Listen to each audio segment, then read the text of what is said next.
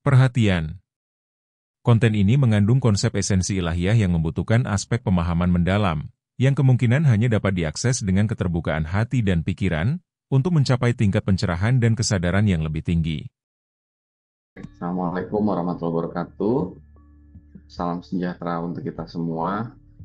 Jadi malam hari ini kita bahas tentang iblis dan malaikat ya gitu ya. Sebelumnya teman-teman di sini nggak tahu pada nonton Tiga Fakir apa enggak gitu ya. Saya berharap sih teman-teman nonton Tiga Fakir. Jadi kalau nanti di kurang jelas gitu ya, nanti itu pembahasan yang malam ini tuh udah dibahas juga di Tiga Fakir, tapi dijadikan berapa episode tuh banyak juga tuh. uh, Episode tentang keberadaan, ada jin, ada malaikat, ada setan gitu ya. Mungkin di tahun ini aku bahas lagi sedikit tentang itu. Eh, Topik ini diminta juga sama Teh Lilis gitu ya, jadi untuk dibahas lebih lanjut. Eh, kita mau bukanya pakai pertanyaan atau langsung aja ya Teh Lilis ya? Kali mungkin lewat pertanyaan ya. Jadi supaya aku mau tahu apa dari topik ini yang mau dibahas gitu kira-kira.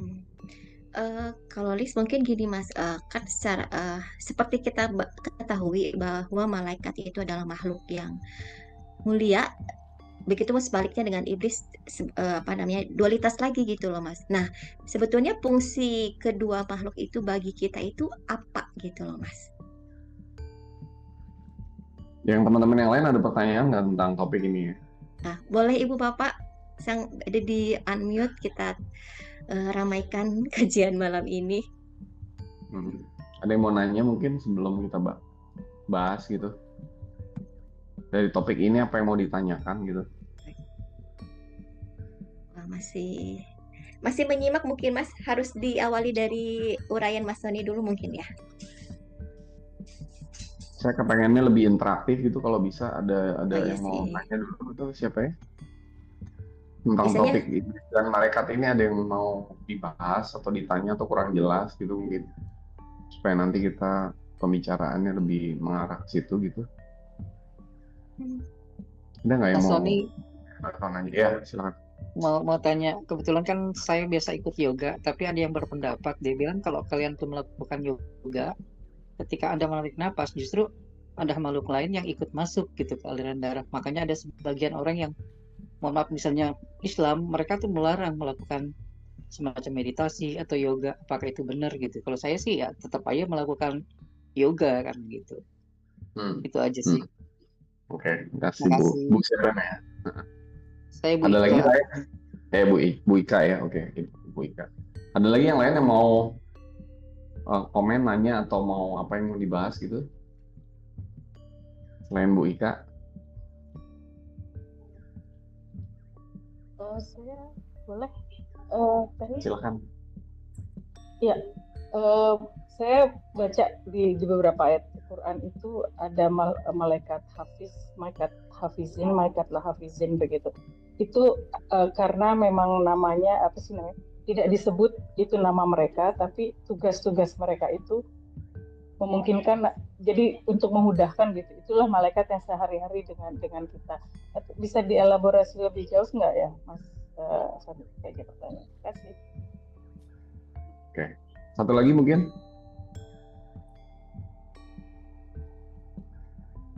Ada satu lagi mungkin?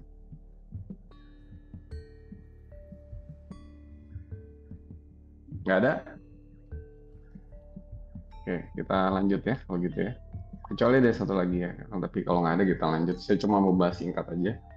Nanti kita diskusi aja, lebih banyak diskusi ya. Karena saya melihat di kemana ini perlu lebih interaktif sih harusnya. Jadi gini,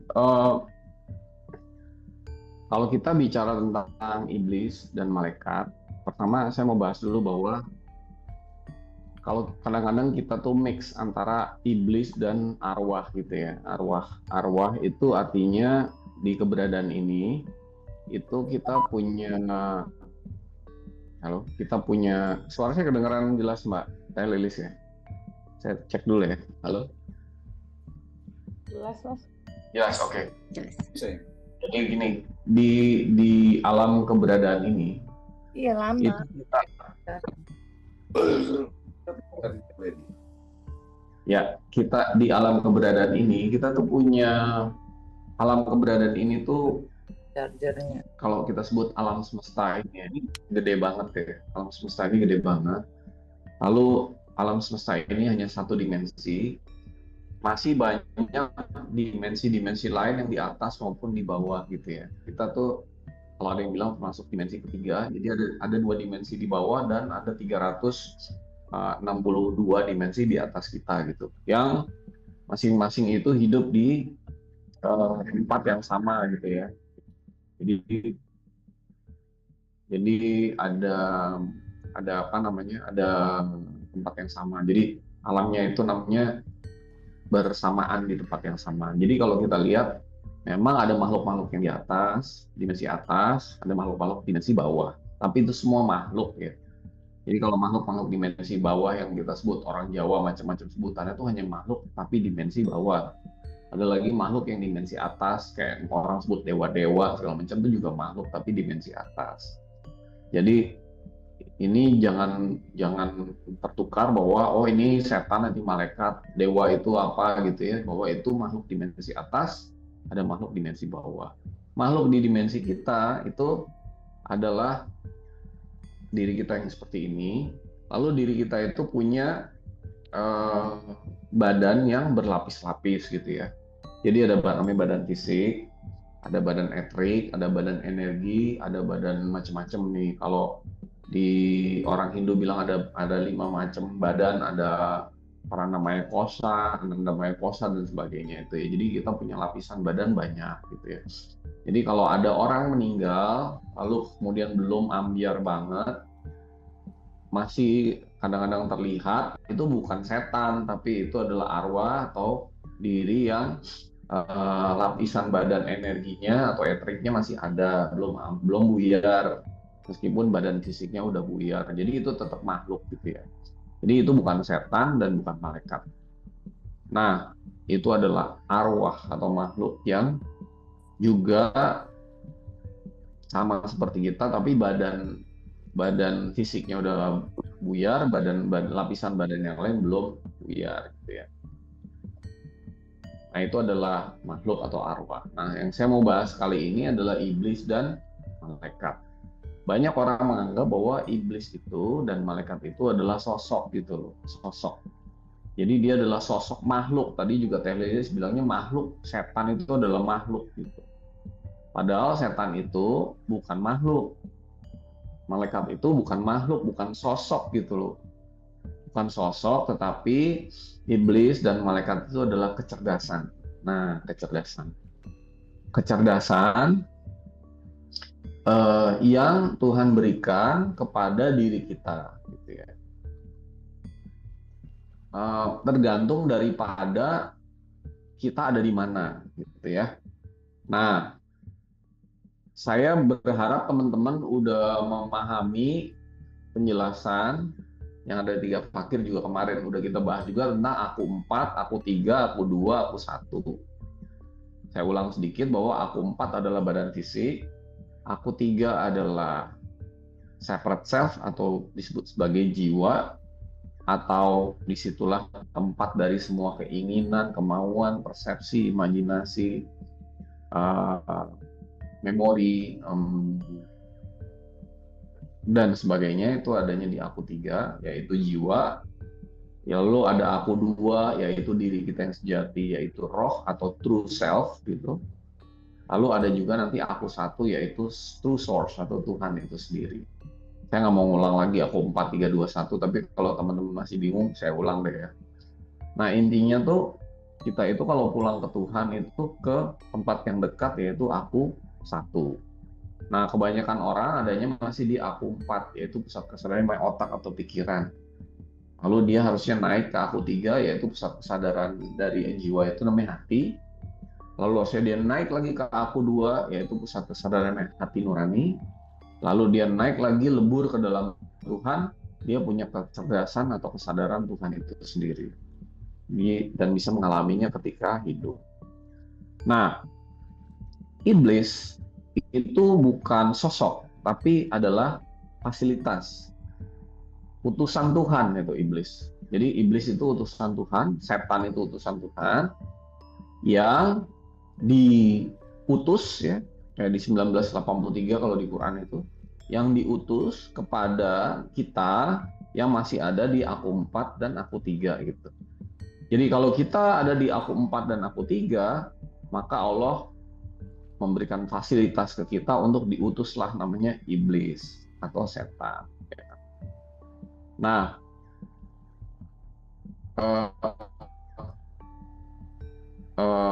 iblis dan setan ini itu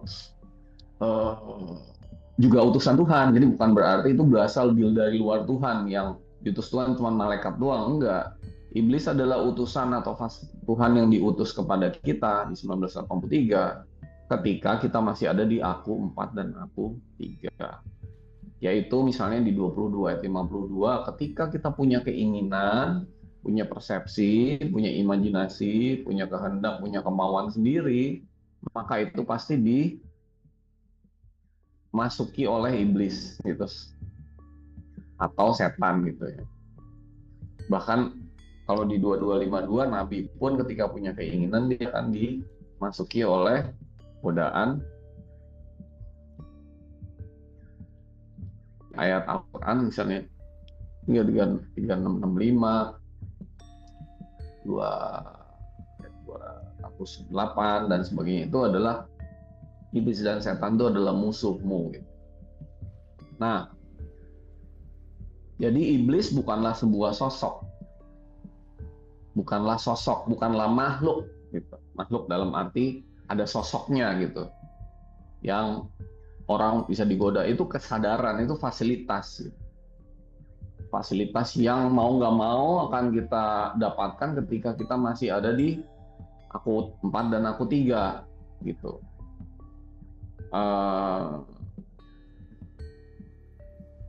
Dan membuat kita akan jatuh ke neraka gitu.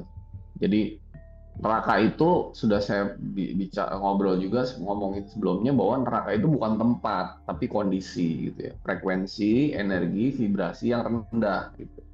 Misalnya sebagai contoh, neraka itu adalah kesedihan, neraka itu adalah kesengsaraan, neraka itu adalah penderitaan, neraka itu adalah kesombongan, neraka itu adalah dendam, neraka itu adalah sakit hati, neraka itu adalah iri dan dengki, neraka itu adalah licik dan serakah, neraka itu adalah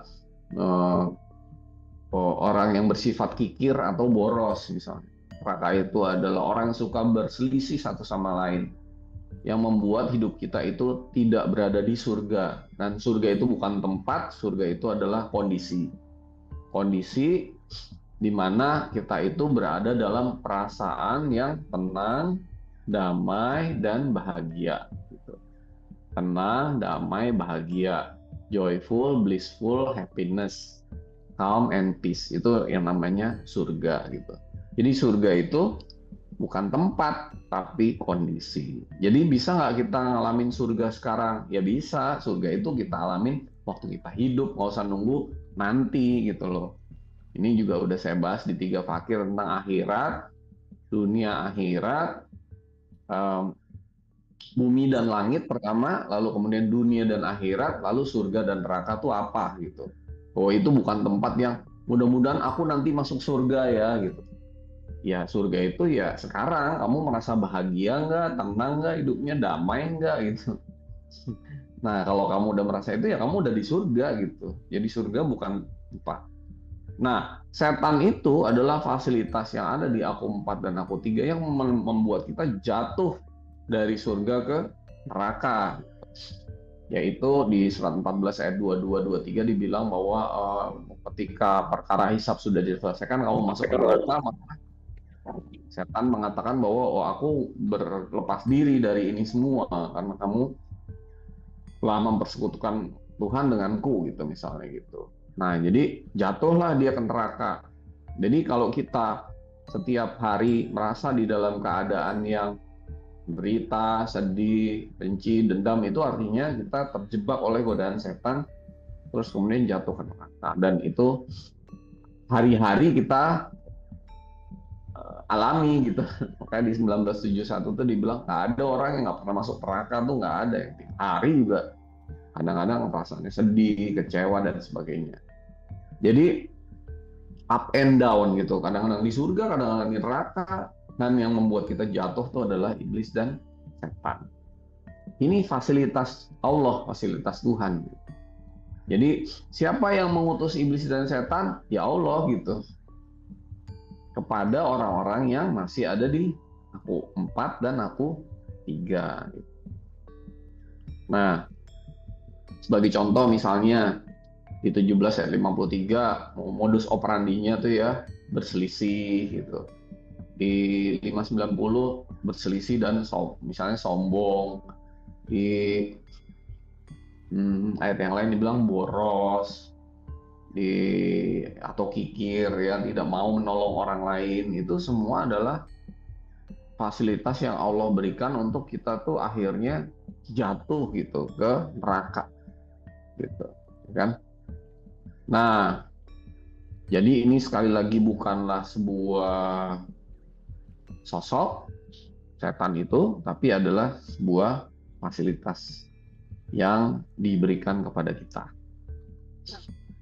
Nah, di lain pihak, ketika kemudian seseorang itu sudah mulai kesadarannya naik ke aku 2, ya, dari aku 3 naik ke aku 2, maka telah terjadi pencerahan. Dia sudah bisa pindah dari kesadaran jiwa ke kesadaran diri sejati atau roh. Nah, di kesadaran aku 2 ini, kita kalau dibaca tuh surat 97 tuh misalnya Lailatul Qadar ya, Al-Qadar ya. Ketika inna anzalnahu fi Lailatul Qadar wa ma adraka ma Lailatul Qadar. Kamu tahu nggak apa itu Al-Qadar? Lailatul Qadri khairum min alfi syahr. Lebih baik dari 1000 bulan. Tanazzalul malaikatu warruhu fiha. Jadi dikirimlah malaikat-malaikat ya. Jadi malaikat itu juga bukan sosok gitu loh. Tetapi sebuah kecerdasan yang merupakan fasilitas yang Tuhan turunkan untuk membantu manusia yang sudah sampai di aku 2 gitu. Dan tugasnya membantu manusia gitu. Jadi bukanlah sosok tapi fasilitas kecerdasan. Dan adanya di mana? Ya di dalam diri kita, ya setannya di dalam diri kita, malaikatnya pun di dalam diri kita. Ketika kita sudah sampai di aku 2, maka Tuhan mengirimkan fasilitas yang namanya malaikat supaya kita bersifat malakut atau tunduk dan patuh kepada Tuhan dan mengikuti aliran Tuhan. Jadi hidup di aku 2 itu adalah hidup yang sudah terbebas dari semua keinginan, persepsi, imajinasi apapun yang dari kita, tetapi semuanya adalah bentuknya aliran, dialirkan. Sehingga ketika orang sudah sampai di aku 2, maka malaikat di dalam dirinya tuh berfungsi, fasilitasnya diberi gitu. Dan kita tuh nggak bisa menolak fasilitas malaikat gitu. Seperti misalnya Presiden Prabowo gitu baru terpilih dan dilantik, dia nggak bisa menolak fasilitas Pas Pampres gitu. Karena Pas Pampres itu fasilitas, malaikat itu fasilitas. Kalau kamu sudah ada di aku 2, maka fasilitasnya namanya malaikat. Dan malaikat ini banyak, nggak cuma 10 gitu ya. Fungsinya semua membantu kita dalam hidup kita itu gitu ya. Dan cara kerjanya adalah dia selalu dialirkan Tuhan. Maka kata-katanya di surat 2 Al-Baqarah 30 sampai 39 itu, Subhanaka la ilma lana illa ma 'allamtana. Maha suci Engkau ya Allah, aku tidak tahu apa-apa kecuali apa saja yang dialirkan kepadaku. Nah, itulah fungsi dari orang yang sudah sampai di aku 2. Dia tuh nggak tahu apa-apa, nggak bisa apa-apa, bukan siapa-siapa, tapi semua dialiri gitu. Dialiri oleh aliran-aliran dari. Jadi kalau kita bicara malaikat, itu fungsi, bukan sosok. Gitu. Nah, kita menamai malaikat itu dengan sebutan-sebutan tertentu. Misalnya ada Jibril, Mikael, Israel, Munkar, Nakir, Raqib, Atid, Malik, Ridwan, Harut, Marut, dan sebagainya gitu. sebenarnya itu bukan sosok yang berbeda-beda gitu. Jadi bukan, oh ada Jibril nih, lalu ada Mikail sosoknya beda gitu. Atau ada Israel sendiri, Israfil sendiri, bukan gitu gitu. Itu semua adalah fungsi dari malaikat atau malakut yang ada di dalam diri kita, tapi kita menamai berbeda-beda sesuai fungsinya gitu. Seperti misalnya Allah itu satu kan, tapi dia punya Asmaul Husna, Ar-Rahman, Ar-Rahim, Al-Malik, Al-Qudus, Assalam, Al-Mu'min, Al-Muhaimin dan sebagainya. Itu kan sifat-sifat Tuhan. Tuhannya cuma ada satu gitu, tapi kita menamainya dengan nama-nama yang berbeda-beda. Malaikat juga begitu. Malaikat tuh fungsi kecerdasan, tetapi kita menamai dengan nama beda-beda. Jadi bukan sosok yang berbeda-beda itu 10 atau 12 kalau tambah Harut-Marut.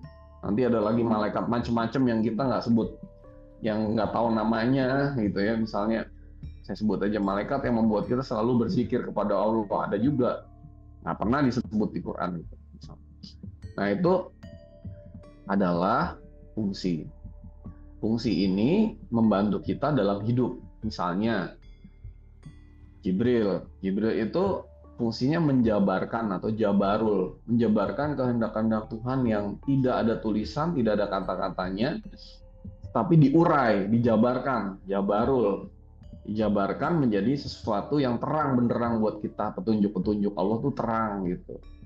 Itu Jibril misalnya. Lalu Mikail tuh mengurus urusan-urusan kita. Kok hidup itu rasanya udah ada yang ngurus, udah ada yang ngatur gitu, kayak effortless. Kayak nggak perlu kayak waktu di aku 3, aku 4 tuh kayaknya hidup tuh wah ribet gitu, kemerungsung kalau bahasa Jawanya gitu. Kita tuh hidup tuh apa namanya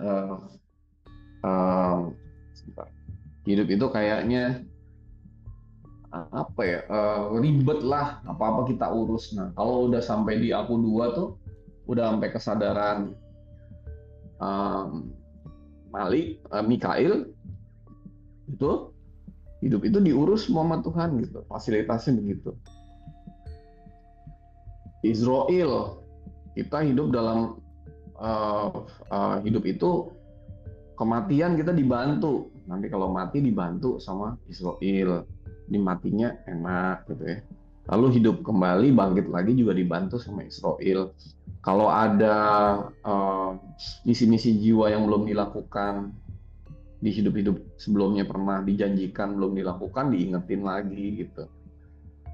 Israfil juga membuat kita sadar, jadi menyadarkan kita. Ada mungkar nakir. Mungkar nakir itu bukan menanyai di kubur gitu, tetapi kecerdasan yang dialirkan kepada kita untuk kita bertanya kepada Tuhan tentang pertanyaan-pertanyaan yang jawabannya kita perlu butuhkan. Jadi pertanyaannya nggak cuma siapa Tuhanmu, siapa nabimu, tapi banyak pertanyaan dalam hidup ini yang kita perlu jawabannya. Lalu dialirkan pertanyaan itu bukan dari otak dan pikiran dari keinginan, tapi dari aliran untuk nanti Tuhan buka jawabannya. Jadi kayak kalau kita pernah pakai chat GPT itu jawaban udah ada semua, tapi tergantung yang nanya gimana, itu mungkar nakir gitu. Rokib Atid mencatat gitu, mencatat semua, atau kalau saya bilang Rokib Atid itu lebih kepada benchmarking atau bahasa Inggrisnya benchmarking, membuat kita dari mulai versi kita menjadi versi yang terbaik dari kita dan versi terbaik yang Tuhan mau kita miliki. Itu mungkar Rokib Atid. Malik itu mengatur. Jadi kita tuh hidup udah diatur oleh aliran. Jadi membuat kita tuh tunduk dan patuh kepada Tuhan dengan aturan-aturan yang Tuhan atur gitu. Ridwan itu adalah malaikat yang selalu menjaga kita ada di frekuensi tinggi gitu. Tenangan, kedamaian, kebahagiaan. Begitu kita mau turun lagi ke bawah, diingetin lagi untuk tetap ada di frekuensi itu gitu. Harut Marut adalah malaikat yang berfungsi untuk membuat kita jadi orang yang tegas. Jadi kadang-kadang kita harus berbuat sesuatu yang tegas gitu. Jadi nggak cuma hal yang positif aja aliran Tuhan, tapi ada juga hal yang kalau perlu, misalnya sebagai contoh Nabi Muhammad disuruh berperang. Berperang itu kan membunuh orang. Tapi itu di aku dua atau aku satu itu aliran dari Tuhan, kehendak Tuhan, kira-kira gitu. Jadi di dalam sini saya mau jelaskan bahwa kita rubah konsepnya, dogmanya, doktrinnya bahwa malaikat itu bukan sosok dan malaikat itu bukan sesuatu yang hanya turun ke orang-orang tertentu gitu. Sebagai contoh, malaikat Jibril gitu. Maka Jibril itu ya fungsi orang ketika sudah sampai di aku dua ya dia akan dijabarkan gitu. Kan berarti malaikat Jibril itu menganggur setelah Nabi Muhammad wafat gitu. Tapi ada terus. Pertanyaannya kita ada di aku berapa? Kalau kita udah sampai di aku dua ya dapat fasilitas itu gitu. Mau nggak mau gitu. Dan sebagainya gitu.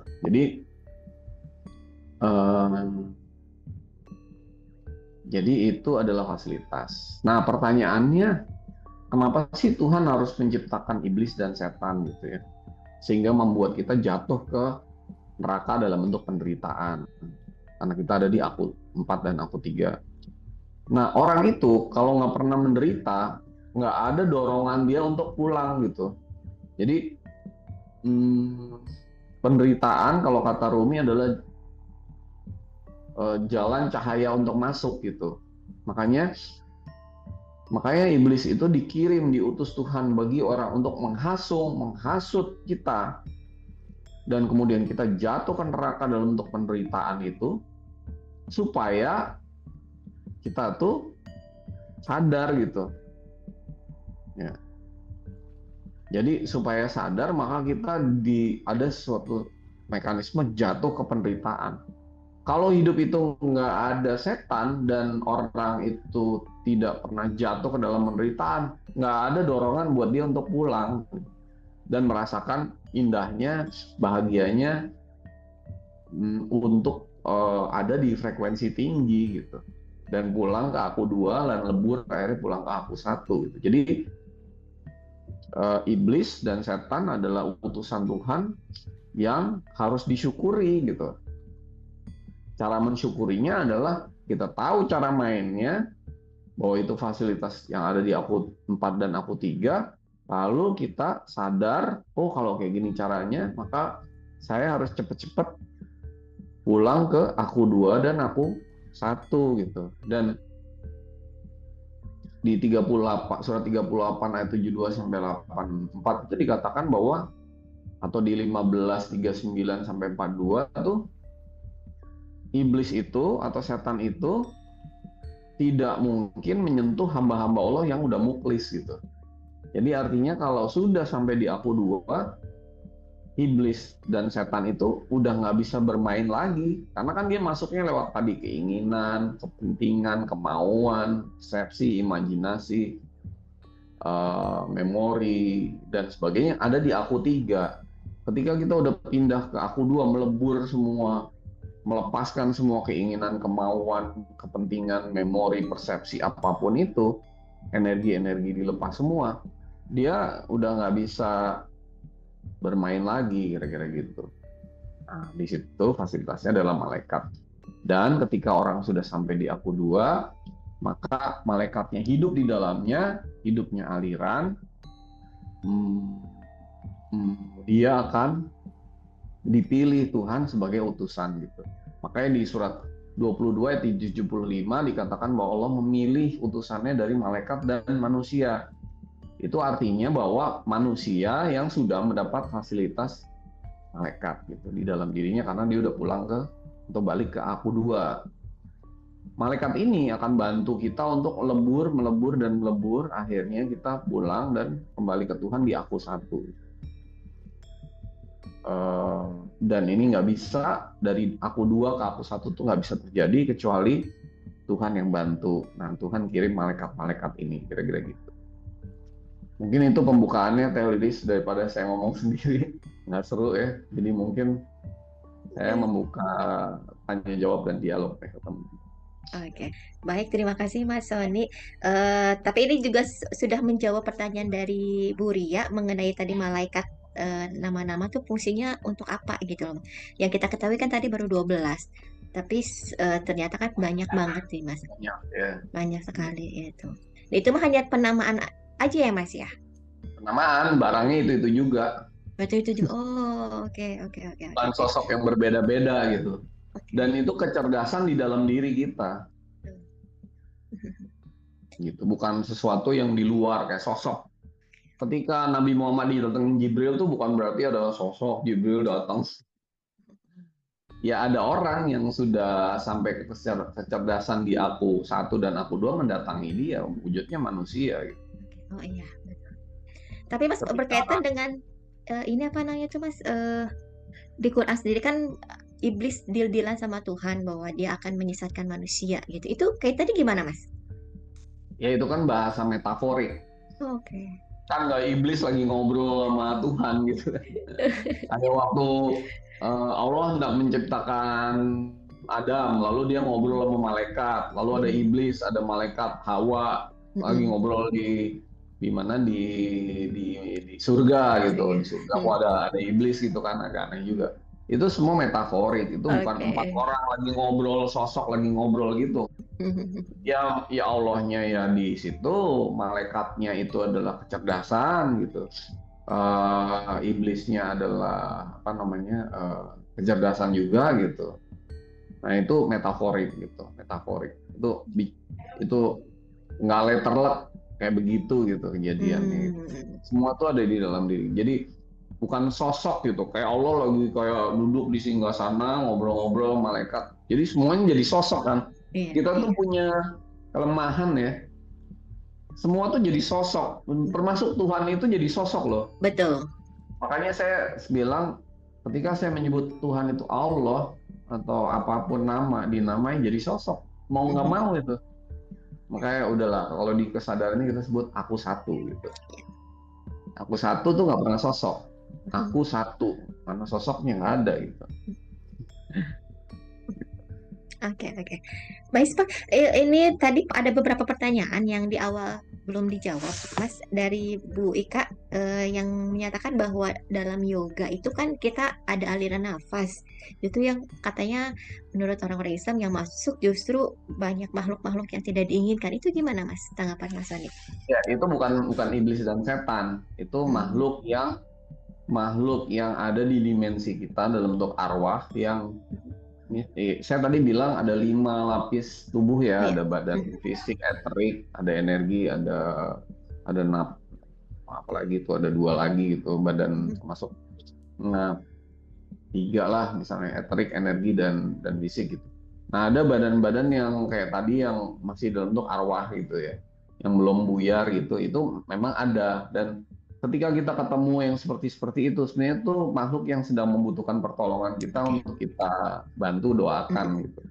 Iya, betul. Atau meditasi gitu. Jadi itu bisa masuk ke tubuh kita bisa gitu. Kalau kita kosong gitu ya. Tapi itu bukan iblis dan setan, itu beda lagi, itu arwah namanya. Nah, makanya jangan pernah kosong gitu, jangan pernah kosong atau apa. Kita selalu dalam kondisi sadar. Oke. Jadi beda antara iblis, setan, dan arwah. Atau makhluk Tuhan yang ada di dimensi lain. Kayak misalnya dewa, ada makhluk-makhluk di dimensi bawah, ada lagi tuh. Semua makhluk kok. Gitu. Dan menempati universe yang sama. Makanya disebutnya parallel universe atau semesta yang paralel, bukan sequential gitu. Sequential itu artinya gini, dewa adanya di mana? Ya di sini juga gitu. Jadi dia bisa saling berintervensi sebenarnya. Kalau zaman dulu ya, zaman sekarang sih kayaknya udah susah karena udah ada kayak batas lapis-lapis yang jelas gitu. Ya. Oke. Baik, Pak Sadi, pertanyaan selanjutnya dari Bu Tizi. Ingin bertanya, apakah kehadiran malaikat dan iblis adalah sejajar dalam artian makhluk yang diciptakan Allah sebagai keseimbangan untuk hidup kita nih, Mas? Iya, jadi kalau kita sebut makhluk nanti jadi sosok enggak? Bukan, itu kecerdasan. Kita sebutnya Oke, kecerdasan. oke. Bahwa iblis, setan dan malaikat itu kecerdasan gitu. Jadi itu bukan makhluk sosok gitu. Kecerdasan yang bisa diakses. Aku 3 dan 4 ya dapat fasilitasnya ya iblis dan setan Setan. gitu. Iya. Iya, bagi yang sudah sampai di aku 2 dia dapat fasilitasnya malaikat. Ketika dia udah lebur seutuhnya di aku 1, ya malaikat tuh nggak diperlukan lagi. Benar-benar udah Tuhan gitu, nggak ada lagi. Malaikat itu adalah kecerdasan yang membantu kita lebur ke aku 1. Ketika kita udah sampai di aku 1, ya nggak ada malaikat itu. Malaikat itu udah, ya kita udah lebur di dalam Tuhan. Menjadi lebur di dalam Tuhan gitu. Lebur di dalam Tuhan artinya ya. Jadi gini. Bi'idni rabbihim min kulli tanazzalul malaikatu waruhu fiha. Jadi kirimkan malaikat dan ar-ruhu fiha. Ruhu fiha itu artinya roh Tuhan itu udah mulai lebur ke dalam roh kita gitu. Bisa gak bayangin, ini ada roh kita nih. Lalu di aku 2 itu dan menuju aku 1 itu roh itu lebur gitu. Dikirimkan ruhu fiha, ruhul kudus gitu kalau dibilangnya. Ruhul Kudus itu adalah roh Tuhan yang kudus. Kudus itu artinya terbebas dari semua yang ada di aku 4 dan aku 3 gitu. Termasuk roh itu yang di aku 2 udah lebur. Nah, Ruhul Kudus itu artinya bebas dari kepentingan, keinginan, emosi, persepsi, itu Ruhul Kudus gitu. Makanya Isa itu diperkuat dengan Ruhul Kudus.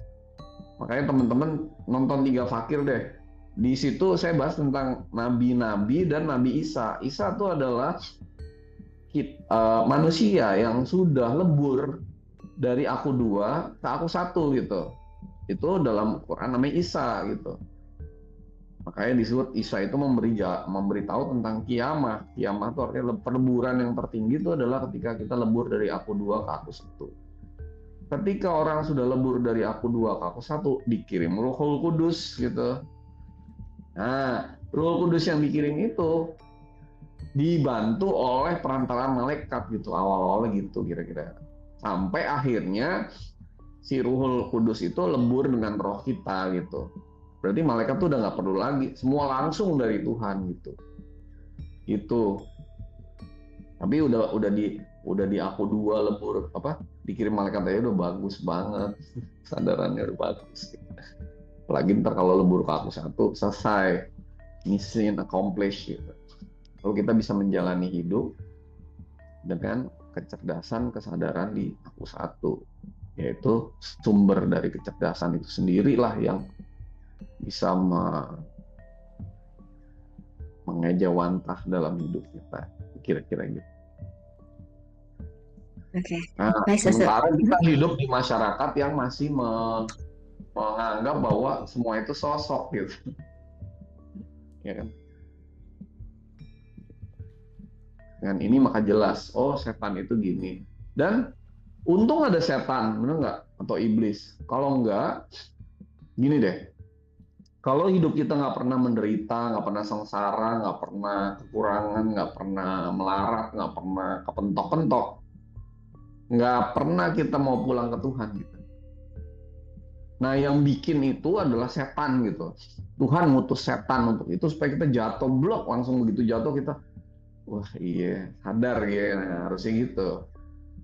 Nah, kita pulang yuk ke aku 2. Di situ daerah bebas dari zona setan atau iblis gitu. Iya. Bisa dibilang mungkin iblis itu ngegojlok kita mungkin ya Mas ya. Ya, iblis itu utusan Tuhan untuk Ya. membuat Maksudnya kita, untuk membuat kita tuh sadar gitu.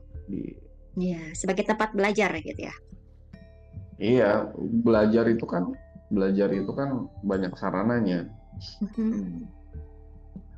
gitu. Tapi jangan jatuh terus gitu. Tahu cara main, makanya ini penting banget. Cara mainnya harus tahu nih. Yuk pulangnya cepet-cepet gitu supaya hidup kita tuh nggak dipenuhi lagi dengan itu tadi, neraka lah, ada di neraka gitu. Ya, betul. Ya, tadi Mas Sony bilang bahwa orang Muslim muklis itu nggak bisa di apa namanya itu diganggu Bebas, oleh nggak bisa bebas diganggu bebas ya. dari iblis. Itu Kecuali yang mau oke, bisa nggak sih Mas kalau kita sudah stay di aku dua itu bisa turun lagi gitu Mas? bisa aja, Bisa aja. kan pilihan. Oke. Cuman kalau udah sampai di aku dua kan ada malaikat Ridwan. Nah, Ridwan itu yang menjaga kita ada di frekuensi tinggi, kan udah sadar. Begitu kita turun, cek, nah disadari sama dia. Iya, Balik yuk, iya, gitu. betul, betul. Dan nggak ada malaikat, kan sorry saya agak berbeda lah sama kayak Bang Dame di sini, bahwa buat menurut yang aliran yang saya dapat, kalau kita udah ada di aku dua, nggak ada malaikat penjaga neraka tuh nggak ada. Malaikat Malik tuh bukan penjaga neraka. Malik namanya Malik tuh artinya raja, bukan nggak ada neraka nerakanya gitu. Masa Malik tuh raja kan, pemerintah. Kok dianggap sebagai menjaga neraka gitu. Kalau udah di aku dua nggak ada neraka, nggak ada. Jadi yang ada adalah diperintah. Jadi semua tindak tanduk kita, perkataan kita dalam hidup ini perintah Tuhan gitu, kehendak Tuhan. Itu namanya Malik. Gitu. Nah, kalau udah semua kehendak dan perintah Tuhan, ada keinginan kita nggak di situ? Nggak ada, Mas. Maka itu namanya mukhlis. Mukhlis artinya bebas dari semua keinginan, kepentingan, persepsi, imajinasi. Ingat loh, suffering itu di imajinasi loh. It's in your imagination, not in reality gitu. Jadi bukan berarti kalau sudah di aku dua, nggak ada kekurangan, ada juga, tapi nggak bikin kita suffer gitu, nggak bikin kita di neraka gitu. Oke. Mas berbicara masalah keinginan, manusia kan tidak akan lepas dari keinginan sekecil apapun gitu loh Mas. Sedangkan iblis justru datang dari keinginan itu. Nah, gimana menjadikan keinginan ini sebagai apa namanya tuh? Maunya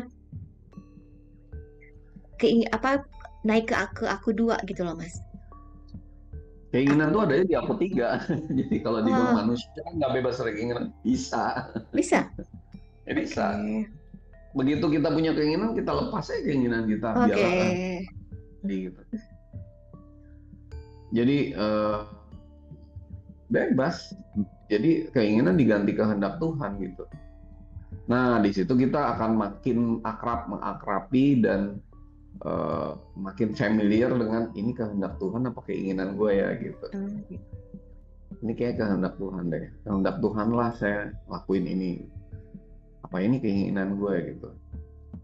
Nah itu kita akan lebih akrab lagi karena gini, ke pusat kesadaran di aku 4 namanya otak. Otak itu menghasilkan pikiran. Oke. Nah pusat kesadaran di aku 3 itu namanya hati. Hati menghasilkan perasaan. Pusat kesadaran di aku 2 namanya hati nurani. Itu menghasilkan kebenaran. Ya kebenaran. Nah ketika kita punya keinginan, ini keinginan dari pikiran atau dari perasaan di aku 3 atau benar-benar ini kehendak Tuhan yang ada di aku 2 gitu. Nah gitu. Jadi misalnya sebagai contoh, kok saya harus marah sama orang ini? Marah itu bukan berarti hal yang buruk loh. Ada malaikat namanya Harut Marut yang membuat kita harus marah lu sekarang. Tapi marahnya ada di mana nih? Marah karena setan di aku 4, marah karena keinginan marah, kepentingan, atau marah karena aliran. Saya harus marah ke orang ini. Kalau nggak marah dia nggak sadar. Tanpa emosi, tanpa perasaan, tanpa apa-apa. Habis itu kita sama-sama lagi. Gitu misalnya. Itu tipis banget. Gitu. Jadi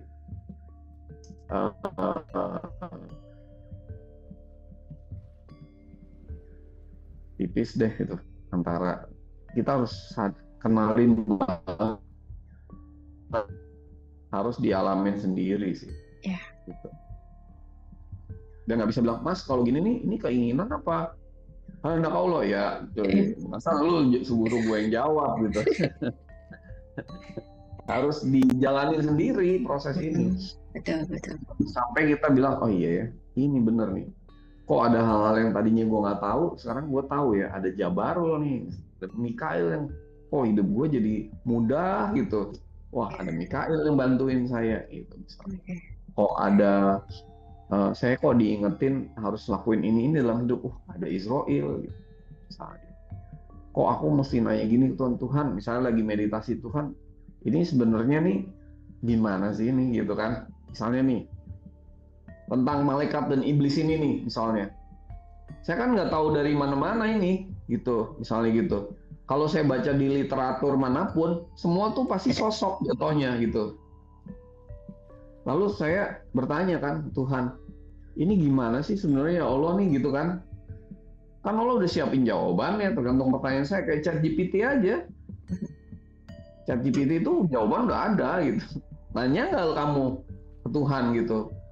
Nah, yang nanya itu, tapi bukan pertanyaan dari pikiran saya. Ini aliran saya, itu mungkar nakirnya itu hidup gitu loh. Oh, nanya nih, dijawab lama, Jabarulnya, judulnya terus ini gini loh. Ini gini loh, sound ini gini, sebenarnya gini gitu loh. Oh gitu, ya itu make sense gitu misalnya. Nah, oh itu.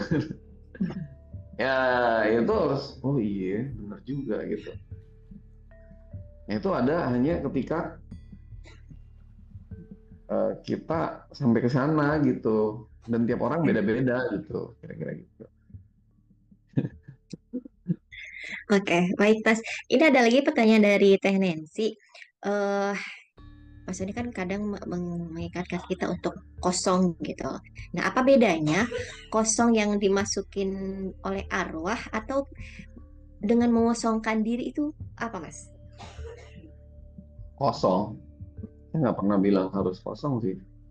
Karena hmm, yang kita bilang kosong sebenarnya penuh gitu. Gimana ya? Eh, ketika kita melepaskan semua, kan saya suka bilang itu kayak apa ya, kita tuh harus ada ketemu di titik wusto atau titik tengah. Aku Tengah. pernah bilang gitu ya, Iya. titik tengah kan, titik wusto di surat 2 Al-Baqarah ayat 238. Titik tengah itu adalah kosong dari semua pikiran, perasaan, emosi, persepsi, imajinasi kita, tapi dipenuhi dengan kasih sayang Tuhan. Jadi itu kosong tapi isi gitu loh. Oke. Jadi nggak kosong gitu. Hmm. Nggak kosong bengong, pelongong nggak gitu, nggak gitu. Iya. Tapi melepaskan semua energi-energi yang ada dalam bentuk pikiran, perasaan, emosi, ingin lepas semua, lalu diri kita dipenuhi oleh kasih sayang Allah gitu. Jadi itu apa? Ruang tengah. Oke. Nah, di titik tengah. Kosong enggak, penuh enggak, kosong gitu. Iya. Jadi bukan kosong gitu.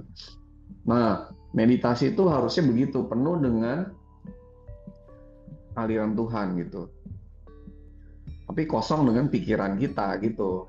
Kan tadi kan mau naik kelas kan dari aku 4 ke aku 3 ke aku 2 gitu kan. Di aku 2 itu semuanya Subhanaka la ilma lana illa ma 'allamtana. Maha suci Engkau ya Allah, aku tidak tahu apa-apa nih. Kosong nggak? Kosong. Kosong, tapi Isi. yang Maha Tahu mengaliri aku dengan segala-gala pengetahuan. Isi nggak? Isi. Ya isi gitu. Makanya untuk bisa mengisi itu ya gelasnya harus kosong kan gitu. Tapi nggak kosong, nggak. Kalau kosong doang bengong-bengong, pelongang-pelongong gitu. Jadi saya suka bilang itu meditasi stunting. Meditasi yang kalau ditanya ini gini nggak ngerti, nggak tahu apa-apa. Loh, kamu meditasinya gimana sih gitu kan? Kok nggak. Ya banyak loh meditasi. Yang pintar gurunya doang gitu, murid-muridnya nggak ada yang pintar, nggak ada yang nambah pintar gitu. Berarti si gurunya nggak ngajarin dia meditasi yang tadi, yang interaktif, yang mungkar nakirnya hidup, jibilnya hidup gitu.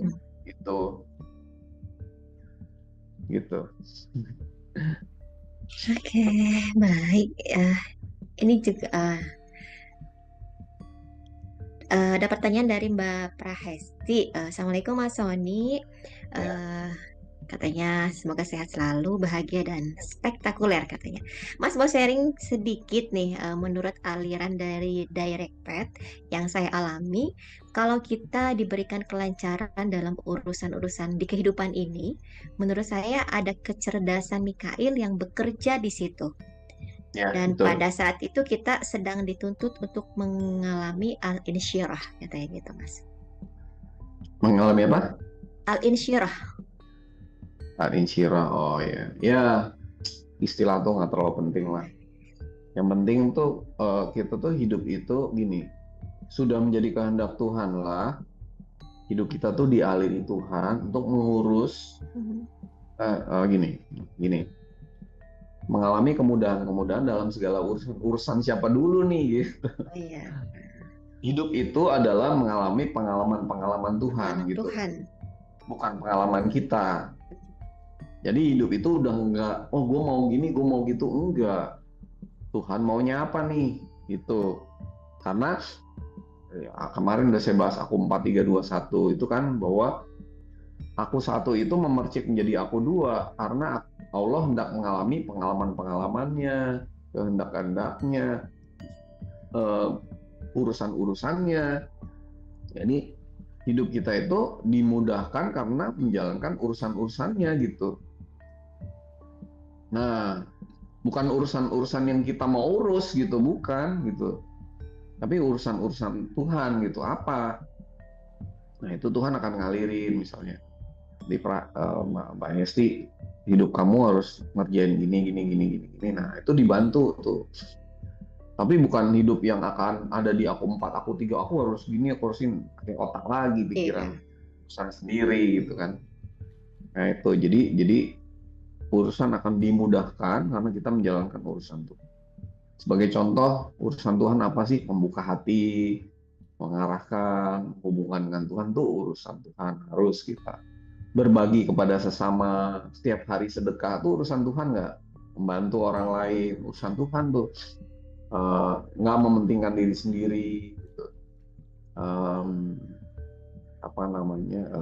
Akan ada banyak hal tuh yang Tuhan kasih kita untuk ngurus gitu. Ini kamu ngerjain ini, habis ini ngerjain ini, habis ini gitu. Nah, itu dimudahkan gitu. Kalau udah sampai di kesadaran Mikail atau kecerdasan Mikail itu gitu sih. Dan kadang Mas, saya justru kejebak dengan seapa adanya saya gitu loh Mas. Itu masih aku 3 ya Mas ya? Nah, ada kecerdasan yang namanya Rokib dan Atid, yaitu adalah ini kan apa adanya saya nih. Tapi Tuhan akan bilang ini, Lilis gitu. Ini versi kamu yang sekarang. Ini versi yang Tuhan mau kamu alami gitu. Nah, kamu dari sini ke sini tuh masih ada gap gitu. Nah, si gap itu akan kita bilang, ya Tuhan, kupasrahkan segalanya, kasih sayang Allah bantu agar supaya gap ini makin lama makin kecil gitu. Misalnya sebagai contoh, bersyukur gitu ya. Bersyukur yang kita tahu sama bersyukur yang versi Tuhan tuh dua syukur yang beda gitu. Betul. Nah, kemarin waktu di meditasi nanti saya share ya, ini apa tulisan dari teman kita namanya Mbak Ria tuh ya. Waktu saya meditasi di Taro, saya bahas bersyukur yang ini, yang versi ini gitu, bukan yang bersyukur yang selama ini sebagian besar orang itu tahu gitu. Misalnya sebagai contoh, bersyukur tuh kalau kita terima sesuatu kita bersyukur. Betul. Lagi gitu. Bersyukur yang ini gapnya dikecilin. Nah, itu. Jadi bukan apa adanya, tapi versi Tuhan maunya atau kehendak Tuhan tuh kita harus mengalami yang kayak gimana gitu. Nah, ternyata begitu mengalami bersyukur yang ini, rasanya udah beda banget, jauh gitu. Jauh banget gitu, kira-kira gitu. Misalnya, apalagi gitu, banyak hal tuh, berbuat baiknya gimana, bermanfaatnya gimana. Misalnya sebagai contoh, dulu tuh saya misalnya ngomong tuh nggak selancar ini misalnya gitu kan. Misalnya nih, saya tuh masih ada rasa ada sesuatu yang menghambat gitu. Kok ngomong nggak bisa ngalir gitu. Ada yang hambat. Nah ternyata, di tenggorokannya ada energi yang nyangkut misalnya. Ini nih harus saya lepas sehingga kalau ketika saya bicara di cakra tenggorokan saya ini nggak ada energi yang nyangkut lagi. Semuanya ngalir lancar gitu. Nah itu harus dilepas yang energi yang ini lepasin semua sampai segala sesuatu di cakra tenggorokanmu lancar gitu. Kalau ngomong nggak lancar aja ngalir gitu misalnya, nggak pakai ada rasa sungkan atau rasa nanti kalau orang ini gini gimana ya, kalau gini gimana ya, kalau ini ya gitu kan. Nggak ada, ngalir aja gitu. Nah itu versi yang Tuhan mau. Dan versi yang sekarang saya ada ternyata banyak banget ya energi yang nyangkut misalnya gitu. Jadi hidup nggak apa adanya, tetapi diperjalankan untuk menjadi versi yang sesuai Tuhan mau kehendaki gitu. Oke, baik Mas Ubi, ini ada pertanyaan lagi dari Teh Nancy. Jadi sesuatu yang tidak lancar jika menjadikan kita semakin dekat kepada Tuhan pun tidak apa-apa ya. Maksudnya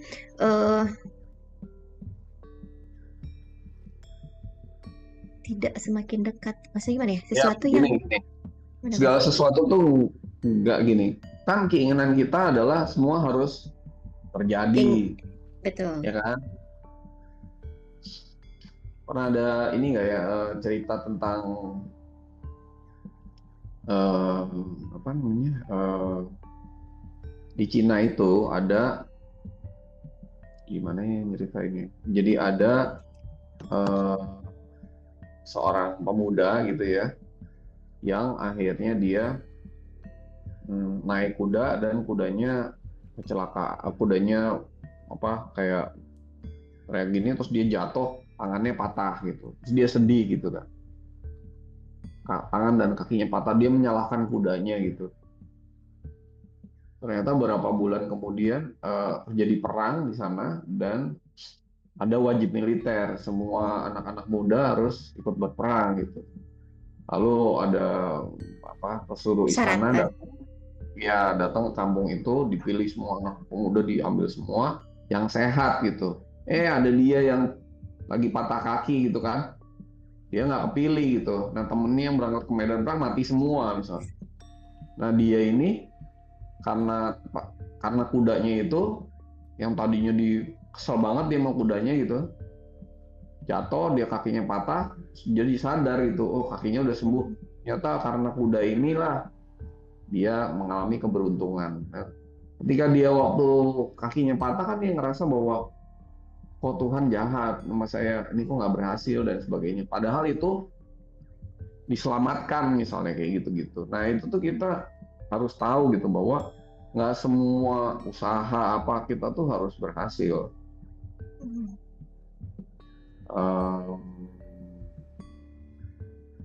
Nggak apa-apa kan. Dan yang penting tuh bukan, kalau hidup itu perjalanan, yang penting tuh bukan kemana, tapi bersama siapa kan gitu. Ya, betul. Ya.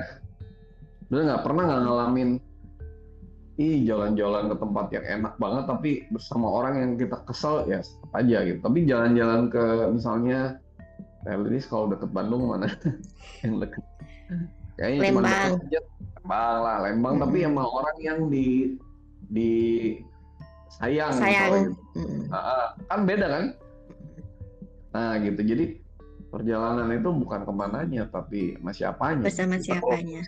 Bersama Tuhan ya mau ngalamin apa juga happy aja. Iya benar mas.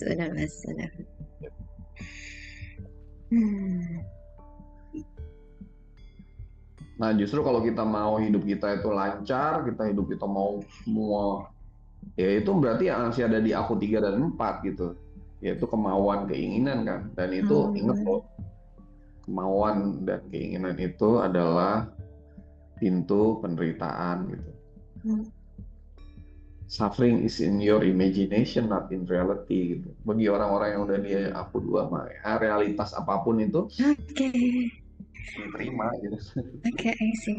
Oh, jadi jika kita masih menginginkan semuanya baik-baik saja, tidak ada halang merintang, justru kita masih fokus di aku 3 dan 4 ya, Mas ya. Ketika di aku Iya, 2 mah mau keadaan apapun ya udah ngalir aja gitu. semuanya tercapai gitu. Ya, ya. Ya, keinginan akan tercapai. Ingat loh, kan rumus kebahagiaan adalah H sama dengan R dibagi E. Kita dengar nggak? Iya, Happiness sama dengan bahagia adalah realisasi dibagi ekspektasi pasti. kan. Kalau kalau semakin tinggi realisasi kita semakin bahagia. Semakin tinggi ekspektasi kita semakin tidak bahagia. Nah, kalau ekspektasinya nol, maka realitas apapun yang terjadi akan menyebabkan segala sesuatu dibagi nol kan unlimited. Unlimited ya. Ya, jadi yang harus dilihat itu. Nah, orang yang udah H sama dengan R dibagi E. Orang yang udah E-nya nol adalah orang yang udah di aku 2. Karena dia bahagia terus. Iya. Gitu. Ya kadang-kadang kayak, misalnya sebagai contoh, saya misalnya lagi ada ngerjain satu project kok nggak kejadian gitu. Iya nggak kejadian ya. Itu ada energi kekecewaan muncul, ada. Lalu lepasin aja udah bersamaan dengan napas. Napas, udah selesai. Nggak usah dipikir-pikirin gitu. Semua ngapain dipikirin juga gitu. Energi dalam bentuk kekecewaan muncul sesaat, nggak apa-apa. Cuman abis itu kita lepas, itu namanya ridwan. Ridwan itu menjaga kita tetap ada di situ. Jadi ridwan itu adalah fungsi atau kecerdasan malaikat yang selalu menjaga kita di frekuensi surga gitu. Hanya begitu mau turun dikit, lepasin lagi, balik lagi gitu.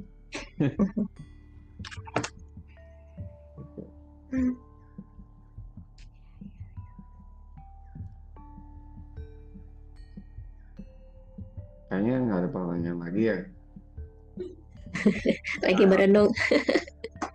Ini merenung atau pada bengong ya? Aku tuh kadang-kadang nggak bisa. Kalau kelas pada diem gini nih aku bingung nih. Ya Ibu, mau diskusi lagi? Boleh, sangat ditunggu nih. Iya. Sebentar, saya lihat catatan dulu. Ayo. Kang, Mas Sony, Ya. kan hidup dalam satu keluarga itu pasti ada yang di aku 2, aku 3, aku 4 gitu kan. Ini siapa ya namanya? Ika Ika. lagi. Bu Ika Salina. Iya kan.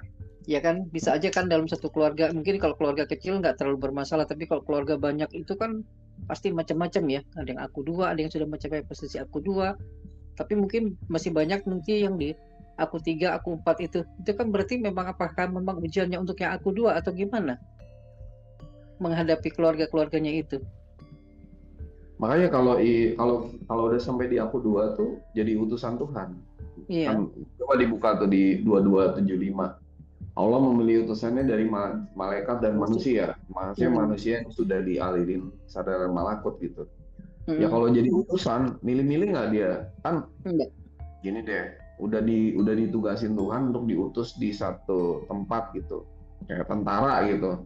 Kan dia nggak boleh milih tempat di mana. Masa dia mau milih tempat yang enak-enak doang, kan utusan namanya itu gitu. Jadi utusan itu adalah makhluk Tuhan, roh yang sudah dipilih dan sudah sampai di aku 2 aja udah jadi utusan dan bertingkat-tingkat gitu ya. Sampai nanti kalau udah sampai ke aku 1, dan setelah itu dia ditugasin Tuhan di mana aja, terserah Tuhan gitu. Betul sih. Dan simbol spiritual kan bunga teratai. Bunga teratai itu kan indah tapi di kolam yang kotor. Betul. Ya kalau kita bilang gini, ya Tuhan aku mau pulang ke aku 2 supaya nanti aku nggak nemuin lagi segala keburukan, orang-orang yang nggak jelas gini-gini.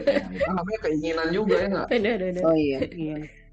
Ya, itu namanya aku 3 namanya itu gitu loh. Bukan kalau dia di aku 2 nggak akan milih-milih.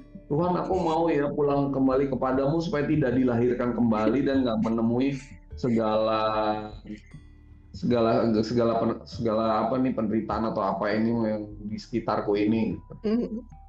Itu namanya melarikan diri untuk tanggulang. Nah, kalau udah sampai Tuhan mau diutus di mana aja, ya Tuhan Tetap sedia. dijalani ya. Iya, gitu. Karena udah keinginannya udah lebur bersama dengan kehendak Tuhan gitu. Nah, kita ada di mana nih gitu. Dan jangan pernah gini ya, Mbak Ika ya. Kalau kita ngomongin spiritual, kita pasti punya ide, nih orang-orang sekitar gue masih gini. Itu gimana nyadarin si A, si B, si C. Tahu Iya. nggak? Itu suatu bentuk pengelakan. Tahu nggak? Mengelak bahwa yang harus pertama kali dirubah siapa? Yang diri kita sendiri sih. Nah, iya. Jangan nunjuk orang-orang lain. Iya. Ini Masya Allah. Betul. Jangan terus pengen merubah orang, merubah ini. Keluarga gua kan gini masih nggak benar.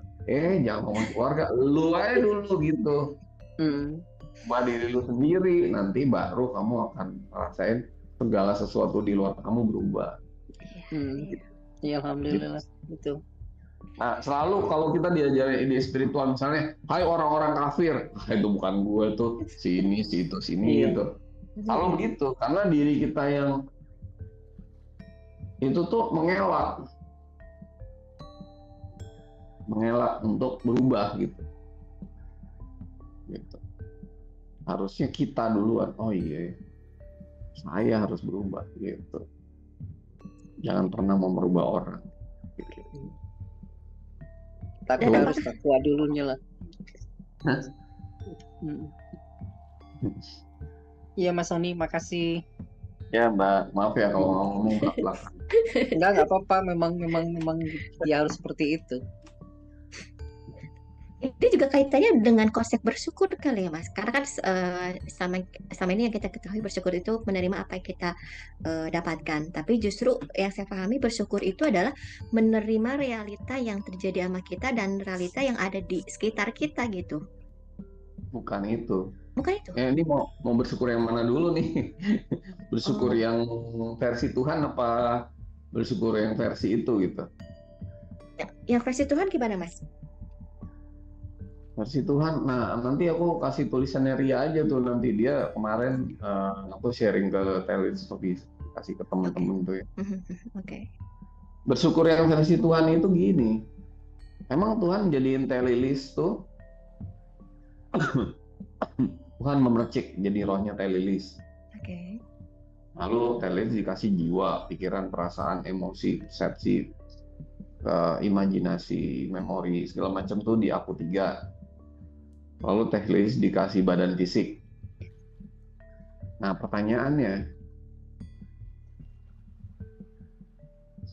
Telilis tuh dari semua roh Tuhan terpilih nggak untuk mercik dari Tuhan? Terpilih nggak? Yes. Untuk siapa terpilih? Untuk Tuhan itu sendiri. Nah makanya di surat 20 ayat 41, wastona tu kali nafsi, aku memilihmu untuk diriku gitu. Iya. Oke. Nah sekarang Telilis terpilih, dipilih Tuhan untuk memercik dan menjalani hidup ini. Iya. Ya. Lalu bisakah Tuhan mengalami pengalaman kehendak urusan-urusannya lewat Telilis? Bisa banget Mas, dan itu pasti. Ya. Oh nggak pasti. Tergantung Telilis ada di berapa, di aku 4 atau 2 atau 1 kan gitu. Benar. Kalau ada Telilis di aku 4 aku 3, Telilis bilang hidup gue nih susah, ini nggak begini gitu. Gue bilang Tuhan lalu aku 1 mengatakan, kamu ini hidup mau jalanin sesuai pengalaman kamu atau pengalaman aku gitu. Ya. Nah sekarang yang mana harusnya? Pengalaman Tuhan, Mas. Nah, ketika Tuhan mengalami pengalaman-pengalamannya lewat Telilis, dan Telilis sudah lebur di dalam Tuhan di aku 1 atau aku 2. Tuhan bersyukur. sudah mengalami pengalaman-pengalaman itu. Nah, Ya. makanya sifat Tuhan tuh asyakur, maha bersyukur. Jadi ketika kita bersyukur, itu syukur dari Teh Lilis apa syukur dari Tuhan yang dialirkan Tuhan Syukur dari melalui Tuhan. Teh Lilis? Nah, Berarti itu posisinya coba. di aku 2 ya Mas ya? Ya aku 1 atau aku 2. Ya, Nah, maksudnya ini aku 1 ke atas ya. seberapa Teh Lilis bisa bersyukur kepada Tuhan? Seberapa? Terbatas nggak? Tak terbatas. Seberapa Teh Lilis bersyukur pada ya Allah, terima kasih ya Engkau sudah memberikan nikmat, karunia, berkat, anugerah kepadaku. Seberapa tuh?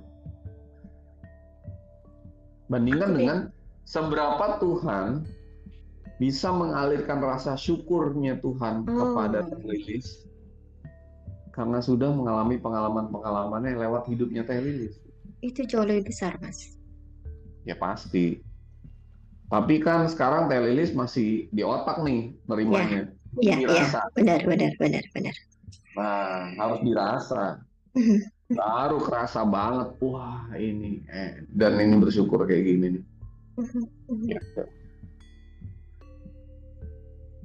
Ternyata yang maha mensyukuri itu mengaliri aliran rasa syukur itu lewat hidupku. Dan aku rasa perasaan Tuhan jadi perasaanku. Ketika Tuhan bersyukur itu aku hanya menyaksikan rasa syukur Tuhan mengalir melalui diriku karena aku sudah melepaskan semua keinginan, pengalaman, kehendak keinginanku ini untuk hanya mengalami pengalaman-pengalaman Tuhan. Di situ Tuhan bersyukur. Makanya sangat sedikit manusia yang bersyukur, bukan yang thank you ya Allah, Engkau telah ngasih ini. Yang bersyukur yang pakai alasan gitu loh. Iya. Bukan bersyukur yang Tuhan mau gitu. Syukur yang Tuhan mau adalah ketika kita melepaskan semuanya, yang ada keinginan kemauan kita untuk hanya mengalami pengalaman-pengalaman Tuhan dan Tuhan bersyukur lewat diri kita itu. Dan kita hanya dialiri rasa syukur Tuhan. Dan kita cuma menyaksikan, iya ini bahagia banget ya bersyukur kayak begini gitu. Insyaallah.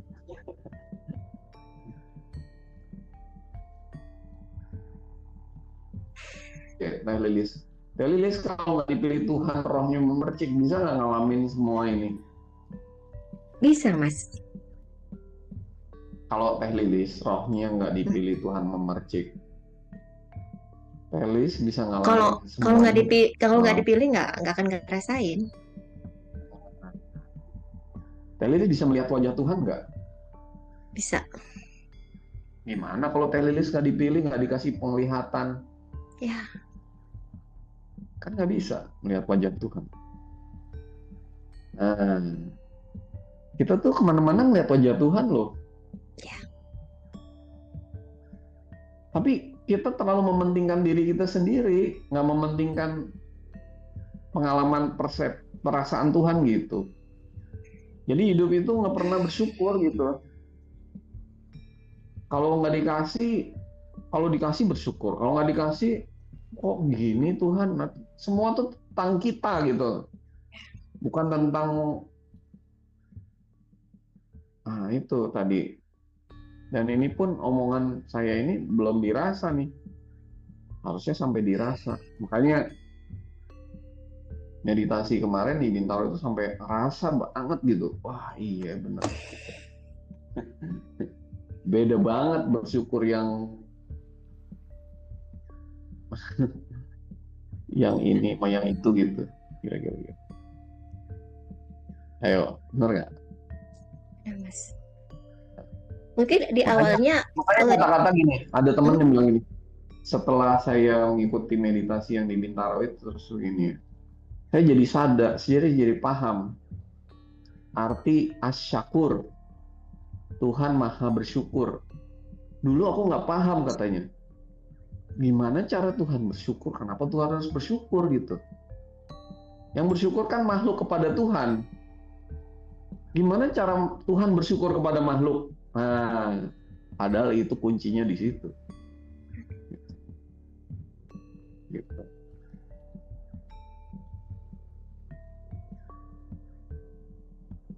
Kita tuh hanya dialiri rasa syukur Tuhan melalui diri kita yang sudah lebur gitu.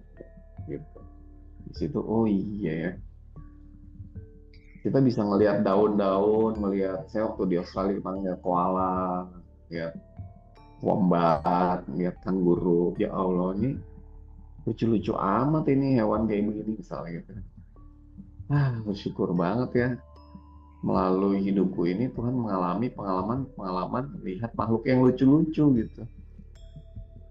Begitu pulang Indonesia mengalami pengalaman makhluknya aneh-aneh gitu. Banyak orang aneh kan di sini. Kira-kira gitu. Lucu kan? Gitu. Menarik. Hidup tuh menarik banget kalau dilihat dari sudut pandang itu. Mungkin kita harus lebih banyak terbuka dan membiarkan diri dialiri oleh Tuhan untuk kemudian melepaskannya ya Mas ya. Ya maksudnya ya entah kalau udah sampai di kesadaran itu semua tuh berbeda di level yang berbeda. Oke. Tahu nih, Oke. Bentar Mas, tadi ada pertanyaan direct chat. Oke. Sebentar. Mas Sony, jika kita sudah menyatu, apakah sebenarnya ada hubungannya dengan pemutusan karma gitu untuk keluarga atau hanya untuk diri sendiri atau bagaimana sebenarnya, Mas? Karena kita adalah satu gitu loh. Mohon diluruskan jika pertanyaan ini kurang tepat gitu. Nah, kaitannya kan kita ini satu itu gimana nih, Mas? Kaitannya dengan jiwa satu dengan jiwa yang lainnya. Jadi ketika kita sudah pindah ke aku, dari aku 3 ke aku 2 atau mungkin ke aku 1, itu kan yang melakukan dalam hidup kita kan udah bukan keinginan kemauan kita lagi gitu. Bahkan kalau udah labur ke aku 1 tuh aku dalam bentuk true self tuh udah hilang gitu. Hilang tuh artinya hanya ada Tuhan gitu. Berarti kan yang melakukan segala sesuatu yang dalam hidup kita tuh Tuhan gitu kan. Seperti misalnya di surat 8 ayat 17 misalnya, ketika Nabi Muhammad di perang, bukan kamu yang membunuh, akulah yang menggunakan tanganmu untuk membunuh mereka gitu. Artinya kan sudah menjadi perbuatan Tuhan gitu. Jadi perbuatannya adalah perbuatan Tuhan. Kata-katanya kata-kata dari aliran Tuhan. Pikiran, semua pikiran Tuhan. Hati, perasaannya juga perasaan Tuhan. Lalu kemudian hidupnya udah dialirin. Nah, berarti kan ada nggak karma kalau kayak gitu? Nggak ada Mas kalau kayak gitu. Ada, perbuatannya itu bisa jadi dosa yang berkonsekuensi untuk dibalas nggak? Enggak ya. Ya nggak tahu, aku nanya. Gimana? Kalau semua yang melakukan Tuhan, yang mau membalas siapa? Ya dia sendiri Mas. Ya, masa dibalas? Nggak ada berarti nggak ada pembalasan. Nggak ada. Ya nggak ada, berarti nggak ada karma lagi kan? Oke. Jadi ada nggak yang orang hidup tapi nggak pernah ngalamin karma gitu? Ya ada, kalau semua adalah sudah lebur di aku 1 gitu. Perbuatan yang lain. Gitu. Jadi udah nggak ada konsekuensi apapun. Gitu. Nah itu kalau udah kayak gitu ya udah dia akan hidup di Al-A'raf kalau di Quran, di tempat tertinggi gitu. Nah itu arah kita tuh sebenarnya arahnya ke sana. Gitu. Jadi tetap hidup bisa tetap, tapi sudah lepas dari lingkaran karma gitu.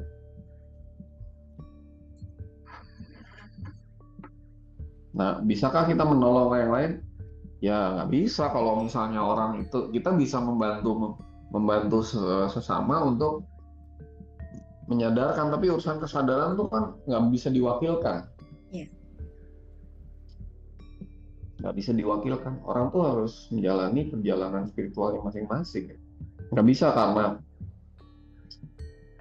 satu orang udah sadar, dia akan menyebarkan itu ke sesama, iya, tapi tergantung dari orang masing-masing gitu. Mana ada karma bisa ditanggung orang lain, nggak bisa gitu. Ya, yang kita perlu sampaikan tuh kesadarannya. Sisanya terserah yang masing-masing gitu. Mau apa enggak gitu. Kalau nggak mau ya udah, nggak bisa terus tahu-tahu dibantu gitu. Kayak Nabi Muhammad memberi syafaat di hari kiamat, kayak kasih kata belecesan satu, kan nggak gitu. Atau Yesus jadi juru selamat, kayak gitu ceritanya. Nggak terus kemudian dia menanggung atau bisa membantu orang lain gitu. Di Quran ada kok kata-katanya banyak. Hari ketika seseorang tidak dapat menanggung dosa yang lain gitu. Semua harus tanggung sendiri-sendiri gitu. Termasuk ngerasa diri ngasih pencerahan gitu lah, Mas. Iya, claiming itu bahaya tuh. Ya, Kalau ada kita ngeklaim bahwa itu yang dari kita, itu bahaya tuh. Bahaya tuh. ya, para pemuka agama sih, Mas, biasanya. Iya. Siapa aja sih. Siapa aja, ya, betul. Even itu orang tua kepada anak gitu loh, Mas. Itu sering Iya. terjadi. Iya. Kan dari saya. Nah, ketika itu udah dialirin sama Tuhan, kita nggak bisa bilang itu dari aku gitu, dari saya. Itu kan omongan gue. Udahlah, nggak boleh gitu, nggak bisa. Iya. Itu berarti belum sadar. Iya, benar. Bahkan dia, ya sampai situ dulu deh gitu. Kira-kira gitu. Oke. Mas Abi ada yang nanya nih, ikut kelas meditasi di Bintaro gimana nih, Mas? Ikut aja nanti. Tapi itu kayaknya dibatasin berapa sih? 65 orang gitu ya. Kemarin sempat 65 orang soalnya. Banyak Terus juga. dibuka yang Zoom ada 100 sekian orang gitu. Mungkin ikut Zoom-nya aja tuh. Kalau pada mau ke Bintaro juga boleh. Kalau mau tapi ada tulisan yang recap juga, nanti coba saya share bagi teman-teman yang mau. Ya. Kalau nggak mau ya udah, nggak apa-apa. Oke, baik Mas Sani. Ibu Bapak, sahabat Kamana, masih ada yang mau dipertanyakan lagi kah? Subhanallah. Ini pada malu-malu nih kayaknya emang gitu ya. Subhanallah, ya 55 masih yang mendengarkan malam ini. Iya. Oke. Ya deh. Kalau nggak ada nggak apa-apa. Oke. Jadi jelas ya bahwa iblis dan malaikat itu bukan sosok. Bisa nggak? Nah, juga dogma itu mengatakan bahwa orang yang nggak mungkin kamu kedatangan malaikat-malaikat itu semua, Jibril apa itu kan, wah, ya itu fasilitas gitu. Gitu. Jadi bisa mungkin banget gitu. Mungkin banget. Ini ada pertanyaan, Mas. Soal malakut bisa dielaborasi lagi, Mas? Malakut sama malaikat beda nggak sih, Mas? Malakut itu sifat yang tunduk dan patuh gitu. Oke, kaitannya ketika dengan kita udah sampai di aku dua, kita tuh semua dialiri Tuhan. Jadi kita bersifat malakut gitu. Jadi malakut itu adalah manusia yang sudah melepaskan semua yang ada di aku tiga, udah dilepas semua. Lalu yang terjadi hanya aliran dan kehendak Tuhan yang ada di aku dua. Sehingga semuanya itu dialiri Tuhan dan dikasih kecerdasan atau fasilitas malaikat sehingga kita bersifat malakut gitu. Nah, jadi semuanya adalah aliran. Nah, malakut ini membantu kita akhirnya lebur menjadi aku satu. Nah, kalau dari aku satu, makanya kan kata-katanya kan manusia itu makhluk yang sempurna, dia bisa menjadi lebih rendah dari setan atau bisa lebih tinggi dari malaikat kan, gitu kan katanya. Betul. Ya kalau udah lebih tinggi malaikat tuh maksudnya sudah di aku dua, dia lembur terus sampai ke aku satu. Ketika di aku satu itu sudah jadi ruhnya dan Ruhul Kudus tuh udah lembur gitu. Jadi satu, namanya Isa. Isa itu artinya adalah seseorang yang sudah lembur dalam aku satu. Sehingga dia menjadi Isa. Isa itu artinya part of him, bagian dari Tuhan. Aku dan Bapa adalah satu, kata Isa gitu. Aku dan Bapa adalah satu. Aku dan Bapa di situ bukan Bapa fisik, tapi sumber, true source. Aku dan true source tuh, aku dan Bapa udah jadi satu. Ya, ya udah gitu, selesai. Ya, artinya di situ sebenarnya. Nah, ketika aku dan Bapak jadi satu, semua yang dialami ini pengalaman Tuhan, kehendak Tuhan gitu. Nah, di situ. Jadi dialiri oleh Tuhan. Nah, sebenarnya kita tuh fitrahnya harusnya kayak gitu gitu. Jadi sebenarnya balik ke aku satu tuh bukan menjadi sesuatu yang bukan kita, tapi justru balik ke asal fitrah kita itu adalah pulang dan dialiri semuanya. Gitu, bukan menjadi manusia yang pinter atau apa, tapi terhubung terus menerus gitu, dialiri oleh kecerdasan yang maha tinggi kira-kira gitu dalam hidup ini gitu. Nah, kan Tuhan nggak pernah mau hidup kita susah dong. Iya, Yang bikin susah siapa? diri kita sendiri, Mas. Ya, Pikiran, iya. jadi kalau ada orang ngeluh susah, emang ya itu bukan kehendak Tuhan pasti gitu. Mungkin nggak Tuhan kepengen hidup kita melarat gitu. Enggak, yang bikin melarat ya kita gitu. Jadi kalau udah di aku dua dan aku satu tuh hidupnya pasti sejahtera. Sejahtera itu bukan berarti mewah, tapi cukup gitu. Cukup, hidup berkecukupan. Secara materi dia cukup, tapi secara akhirat, secara dunia dia cukup, tapi secara akhirat dia berkelimpahan gitu. Itu yang Tuhan kehendaki itu. Di aliran malaikat kayak gitu kira-kira. Mas ini Mas, ketika kita beranjak menuju ke aku dua, justru apa namanya itu, gempuran di aku tiga tuh semakin kencang loh Mas.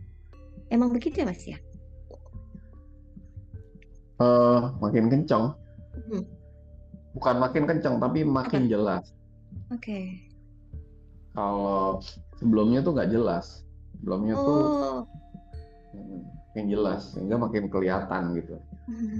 Justru semakin banyak istilahnya makin banyak kejadian yang kita alami, tapi kita pemahamannya justru jauh lebih meningkat ya Mas. Oh, kita melihat dari sisi yang lebih clear lagi mungkin begitu.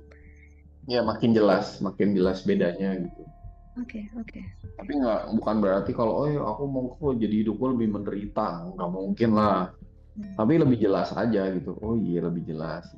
Lebih yang tadinya nggak jelas tuh jadi lebih jelas aja gitu. Oh ini gini. Kita tuh harus mengakrabi lagi perbedaan-perbedaan itu, karena awalnya tipis jadi tebel gitu.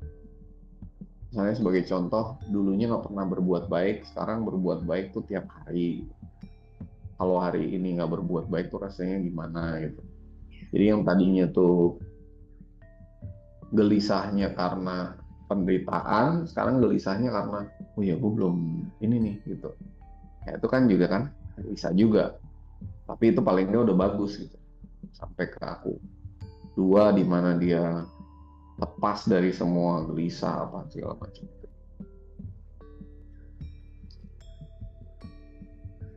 Gitu sih.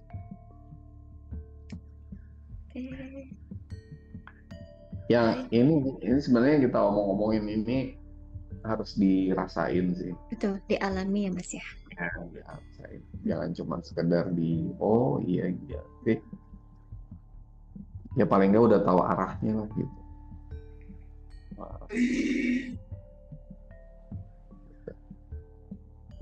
Dan apakah percepatan untuk menuju peningkatan ke aku 2 itu diperlukan, Mas? Atau memang kita belajar ini mengalir saja? Gimana sih, Mas?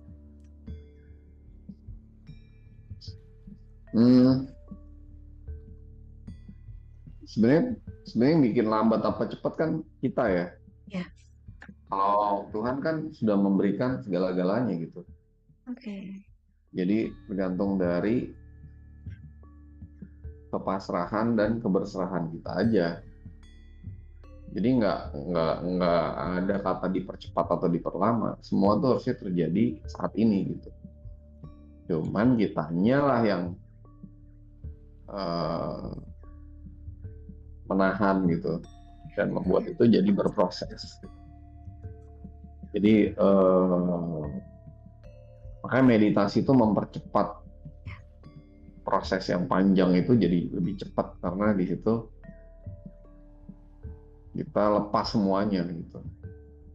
Dan ketika lepas apa-apa yang Tuhan hendak berikan itu tahanannya jadi hilang. Karena tahanan hilang ya terjadi gitu kira-kira gitu. Dan ini balik lagi, ini bukan sesuatu yang menjadi orang lain, tapi menjadi fitrah kita sendiri. Jadi kita melepaskan segala sesuatu yang bukan kita untuk menjadi diri kita yang sejati, yaitu bebas dari semua asosiasi-asosiasi itu. Jadi menjadi diri kita yang sejati harusnya cepat atau lama? Cepat sih, Mas. Iya, kalau menjadi orang lain lama apa cepat? Lama. Bisa berproses kan. Ini menjadi diri sendiri, gitu. Kan harusnya nggak perlu proses, harusnya. Gitu. Diri kita yang fitrah itulah yang tadi yang dialirin Tuhan selalu, dibantu, diuraikan, dijabarkan, itu semua diri kita yang seharusnya begitu, harusnya tuh begitu. Cuman ya semua harus dilepas gitu, yang bukan kita gitu. Sediakah melepas itu? Kadang-kadang nggak bersedia. Misalnya Allah Maha Pengampun.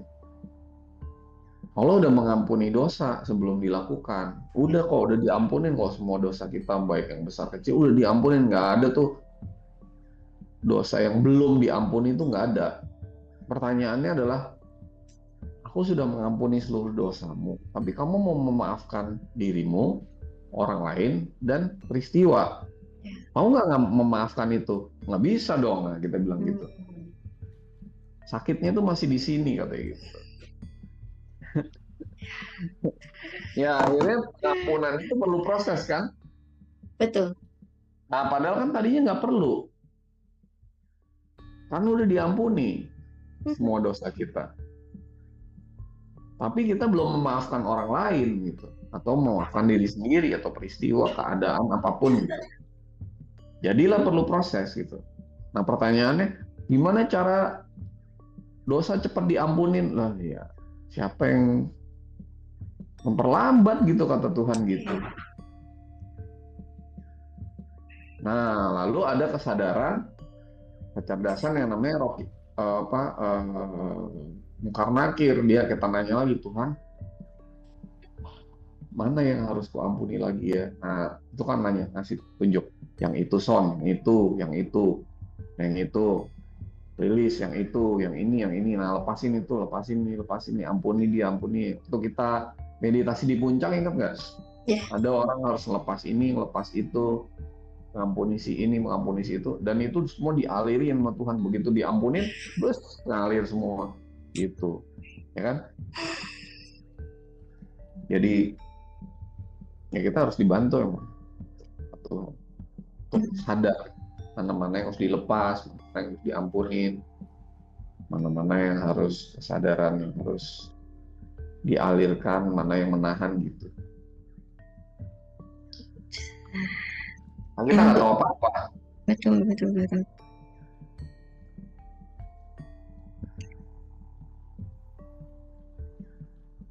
Yang bukan sulit ya Mas ya. Kadang buat saya melepas kemelekatan. Terlalu mudah. Yang bikin susah kan ini. Iya. Nah, kan? Melepas itu kan mudah banget. Bener. Keinget Semudah lagi. apa?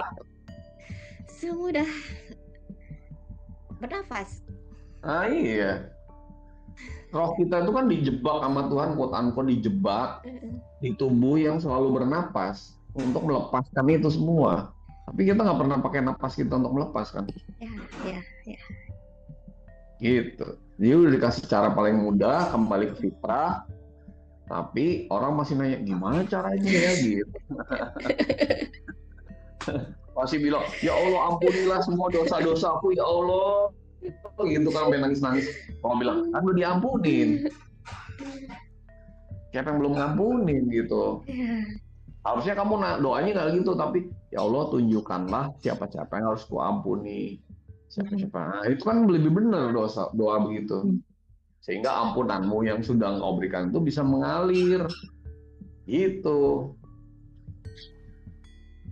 Ya, itu tunjukilah yang mana ya Allah, yang ini, nanti tunjukin yang ini, yang itu gitu kan. Nah itu doa mohon ampun yang versi Tuhan sama versi kita aja udah beda. Gitu. Versi kita mikir Tuhan belum ngampunin nih gitu. Tuhan bilang, kan udah diampunin gitu. Justru kita ya, masalahnya yang susah ngampuninya Mas itu. Nah itu dia. Ya, subhanallah. Makanya perlu dialirkan apa tuh. Gitu. Jangan dipikirin, pikirin jadi konsep. Iya, benar.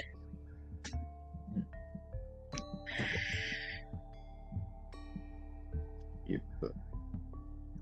Kayaknya kita ngomong berdua doang nih. Mudah-mudahan paham sih ya. Itu Mas yang ikut meditasi di Bintaro itu harus kemana katanya Mas? Itunya. Itu koordinatornya Abi namanya Abi Sabiesa. Mas Abi. Abi aja tanya dia. Oke.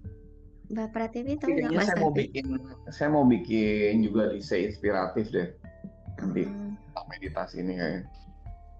Tunggu aja nanti ininya, linknya. Ke Mas Abi tahu nggak Mas Mbak Pratiwi ada di Instagram, boleh DM ke beliau. Katanya disimak katanya Mas. Bisa inspiratif mungkin saya akan bikin. Oke. Tapi kadang gini Mas, kalau meditasi tapi mungkin itu yang limited, bukan yang buat publik ya. Nah, kalau meditasi gitu nanti limited aja deh. Kalau buat publik banyak orang mungkin yang nggak apa namanya, belum pas. Oke. Kabar-kabari Mas kalau buat. Ya nanti saya kasih link, nanti lagi mau belum dibikin, nanti dibikin deh. Oke. Itu nomor Mas Abi sudah ada Mbak, boleh di save nomornya. Yang di kajian salam ada nggak Mas? Rumah salam. Apanya? Ini apa namanya tuh? Kajian rumah salam yang kelas meditasi. Iya di situ. Nanti aku juga bikin di mana? Aku juga ada beberapa kelas meditasi selain di salam, tapi saya coba bikin di YouTube deh coba. Tapi yang mungkin yang limited, bukan buat publik gitu. Oke. Biar lebih serius lah orang-orangnya. Ya. Itu Mas kalau meditasi itu di waktunya kan kadang kemarin nyobainnya ikut Mas Sony cukup lama gitu ya. Mungkin karena saya belum terbiasa lama sih Mas, saya kadang suka agak ada keselnya gitu. Gak apa-apa Mas? Iya gitu memang. Gitu ya.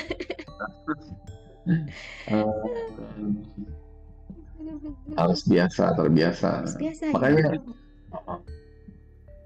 biasa.